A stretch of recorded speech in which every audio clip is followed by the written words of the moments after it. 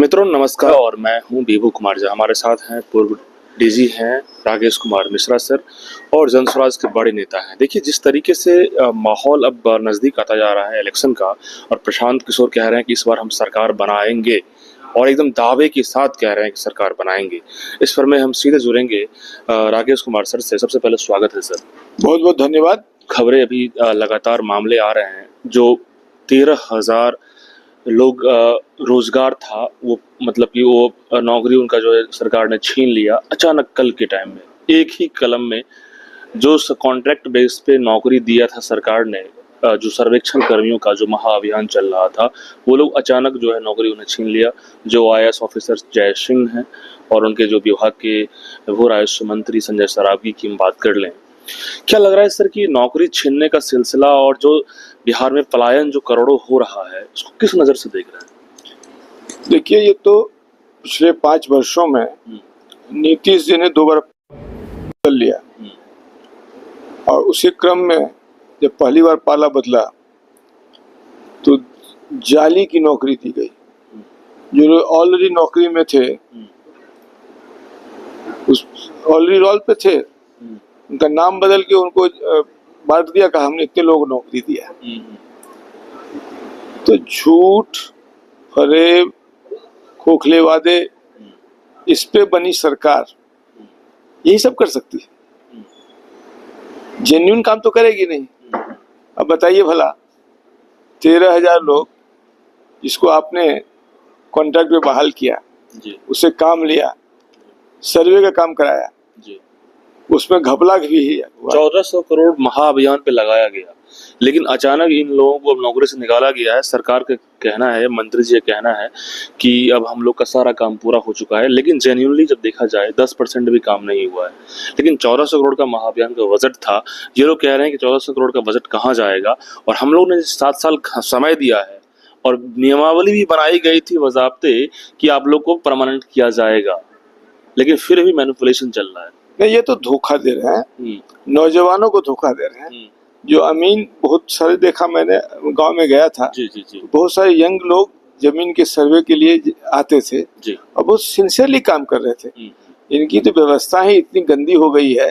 पिछले 35 वर्षों में इन दोनों, लालू जी के परिवार और नीतीश जी के परिवार, इन लोगों ने मिलकर, और भाजपा और कांग्रेस का साथ दोनों को अलग अलग रहा है। इन चारों पार्टियों ने, और बाकी छोटी छोटी पार्टियों इनके साथ कभी लग के अपना फायदा ले रहे थे।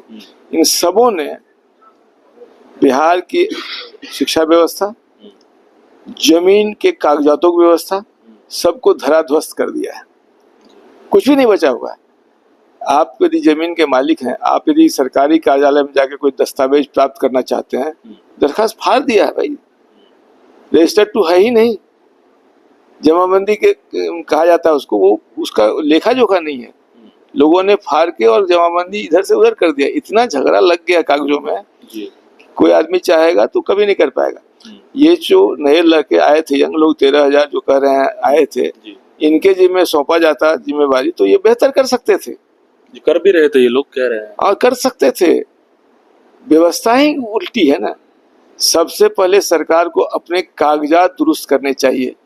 जो कागजात इन्होंने बर्बाद कर दिया है, 35 वर्षों में जिन कागजों को फाड़ चीर के फेंक दिया है, चूहे खा गए हैं सर। ऐसा चूहे खा गए नहीं। अब ये तो दस्तावेजों का यह हाल है कि कंप्यूटरीकरण का जमाना है, डिजिटलाइजेशन का जमाना है, और आपके पास आपका रिकॉर्ड ही दुरुस्त नहीं है। सर्वे किस आधार पे कीजिएगा?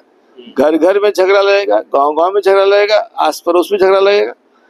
बहुत मुश्किल है। और आए दिन सर मर्डर इस भूमाफिया के चलते और लगातार परिवार में विवाद इस जमीन के मसले को लेकर बिहार में सबसे बड़ा मुद्दा बना हुआ है। देखिए, जमीन हमेशा से, मैं तो पुलिस में रहा हूँ, आधे से अधिक अपराध जमीन के कारण ही होते रहे। हत्याओं का सिलसिला जमीन के कारण ही होता रहा है। और इसीलिए नीतीश जी ने एक अच्छा प्रयोग किया था, थाने में बुला के चीजों को हल करने का, लेकिन वहां भी भ्रष्टाचार आ गया। सीओ और बीडीओ, सीओ और थानेदार प्रत्येक शनिवार को बैठ के गांव के जमीन के विवाद करना को सुलझाएंगे। सुलझाना दूर हो गया, अब तो जबरदस्ती किसी न किसी दरखास्त दिलवा के विवाद पैदा किया जा रहा है गाँव में, और उसको पंचायती किया जा रहा है। बिल्कुल। सवाल सर ये भी है इन अभ्यर्थियों का, सर्वेक्षण कर्मियों का, कि सबसे बड़ा सवाल है कि जय सिंह जो 9 साल से बने हुए हैं, सचिव हैं भूमि राजस्व विभाग के, क्या नैतिकता के आधार पे 3 साल एक IAS ऑफिसर का पोस्टिंग होता है? फास्ट प्रमोशन के जरिए और भी विभाग होते हैं, बट 9 साल से बने हुए हैं, क्या ये लॉजिक सही लग रहा है? इस विभाग के, राजस्व विभाग के विषय में तो जानकारी है ना कि प्रत्येक जो राजस्व मंत्री बना है उसके द्वारा जो ट्रांसफर पोस्टिंग किए गए COs के, उसमें भारी पैमाने पे भ्रष्टाचार हुआ है, ऐसा परसेप्शन है, चर्चा है। किसी किसी को 50 लाख रुपया देके भी ट्रांसफर पोस्टिंग की बात आती है, ऐसा भी है। और इसका सबूत यह है कि नीतीश जी उन मंत्रियों के द्वारा किए गए तबादले को रद्द कर देते हैं। तबादले रद्द हो जाने से पैसे तो वापस नहीं होंगे। अभी एक आलोक मेहता जी रेवेन्यू मंत्री थे, उनके यहाँ छापा पड़ा है, करोड़ रुपए उनके अकाउंट से मिल रहा है। ये कहाँ से पैसे आया? जांच का विषय है, जांच तो हो रही है। तो जो भी रेवेन्यू मिनिस्टर 4-5 बने हैं, सबके संपत्ति की जांच हो तो पूरा मामला खुल जाएगा। क्या यहाँ पे IAS जय सिंह की भी संपत्ति की जांच हो? उस विभाग से जो सबके संपत्ति की जांच होनी चाहिए। इतना जो काला धन जो CO लोगों ने कमा के उनको दिया है, जैसा परसेप्शन है, तो उसकी जांच तो होनी नहीं चाहिए। प्रजातंत्र में किसी के ऊपर शक की सुई जाती है तो उसकी जांच कराई जानी चाहिए कि नहीं कराई जानी चाहिए? विभाग बना हुआ है ना जी, इससे पहले विजिलेंस विभाग बना हुआ है, इकोनॉमिक ऑफेंस विंग बना हुआ है, विभागीय विजिलेंस कमेटी बनी हुई है। भ्रष्टाचार को रोकने के लिए तमाम सारे प्रयास किए गए हैं, तमाम सारे विंग्स हैं। ये हल्ला सुन रहे हैं हर बार। आपने हमें तो नीतीश कुमार कहते हैं 0 टॉलरेंस फॉर करप्शन। आपके मंत्री यदि भ्रष्टाचार में आकन डूबे हुए हैं, आपको मालूम है, आपको जानकारी भी, तभी ना आपने तबादला रद्द किया। केवल तबादला रद्द कर देने भर से आपकी जिम्मेवारी पूर्ण नहीं होती। नीतीश जी, आपको इन तमाम रेवेन्यू मिनिस्टर्स के खिलाफ FIR दर्ज करनी चाहिए। यदि ऐसी बात सच्ची है तो जांच कराना चाहिए, विभागीय जांच कराना चाहिए, उनके माथत का जांच कराना चाहिए। 13,000 कर्मियों का बर्खास्त कर रहे हैं, हटा दे रहे हैं नौकरी से। ऐसा दुर्दशा। अब इनके सारे पेरेंट्स और सब मुद्दा ये है कि एज का भी प्रॉब्लम होता है कि कौन से जॉब करें, अब दूसरा जॉब का कहाँ करेगा। सब लोग डिप्लोमा होल्डर है, इंजीनियरिंग किया हुआ है, ASO है, सारे अच्छे लेवल पे लोग पढ़ाई लिखाई करके आए, डिप्लोमा, क्लर्क, कानून गो, जितने भी लोग हैं, पढ़े लिखे लोग हैं जब हम मिले इनसे, और सारे लोग डिग्री होल्डर है। तो क्या इस विभाग में इनको कोई ऑप्शन तो देना चाहिए था? नहीं, आपकी जमीन की व्यवस्था इतनी गड़बड़ है, दलालों के हाथों में आपने दे रखा है। आप लोग को जानकारी होगी कि प्रत्येक CO और हर कर्मचारी जो कागज को रखरखाव करता है, उसने अपने कार्यालय में दलाल पाल रखे हैं। बिल्कुल, उनके माध्यम से ही सारा डील होता है जी। हल्का कर्मचारी जो कागजात रखता है, कर्मचारी जो कहते हैं, इनके पास आप लगान जमा करते हैं, उसने दलाल पाल रखे हैं। और 3-3, 4-4 दलाल पाल रखे हैं, जो जमीन वालों को मालूम है। सर खास बात तो यह है कि सर बीटा में हमने जमीन लिया और बीटा के CO भी दलाल के द्वारा कहते हैं कि सर 10,000 रुपये लगेगा। तो हम बोले कि हम पत्रकार हैं, मिल लेंगे CO साहब से। नहीं, तो फिर बोलते आप पत्रकार हैं आप, तो कोई बात नहीं। नीतीश कुमार की 5 साल की सरकार है, दलालों की सरकार है जी। आपको मेडिकल में जाना है, मेडिकल कॉलेज में इलाज कराना है, दलाल है। थाना में काम करना, दलाल है। जमीन में काम करना, दलाल है। ये दलालों की सरकार बन गई है। भ्रष्टाचार चरम पे है, जनता भ्रष्टाचार से करा रही है। और सर हम पूरा बिहार में जब जाते हैं इस सर्वे के मामले को सुनने, तो लोग यही कह रहे हैं कि सर क्या बताएं, जहां पे जाइए चढ़ावा दीजिए और आपको सीधा मतलब ये समझिए ना कि म्यूटेशन की बात हो 50,000, 20,000, जहां जिसको मर्जी टान लेता है। ऊपर से लगता है सर कमीशन सेट है मंत्री तक। क्या सही बात है सर? लोग कह रहे हैं ऐसे। देखिए, जमीन वाले जो है ना, जो पैसा दे रहे हैं, वो तो बता ही रहे हैं जी। डर इस बात का है ना कि अब किसी की जमीन जा रही है तो मजबूर है। जो करेगा तो करेगा क्या? वो क्या करेगा? वो पैसा मांगा तो देना ही पड़ रहा है जी। लेकिन मन ही मन तो कोफ्त तो है। एक गरीब आदमी, एक गरीब किसान जिसकी कृषि से आय जितनी होती है, यदि 10,000 रुपये घूस देना पड़ेगा तो 10,000 में वो 4 बड़ा खाद नहीं खरीद लेगा। बिल्कुल सर। वो अपने खेत में कुछ व्यवस्था नहीं कर लेगा, उसको घेराबंदी नहीं कर लेगा। वो डर से देता है सर। वो जनता की जमीन चली जाएगी।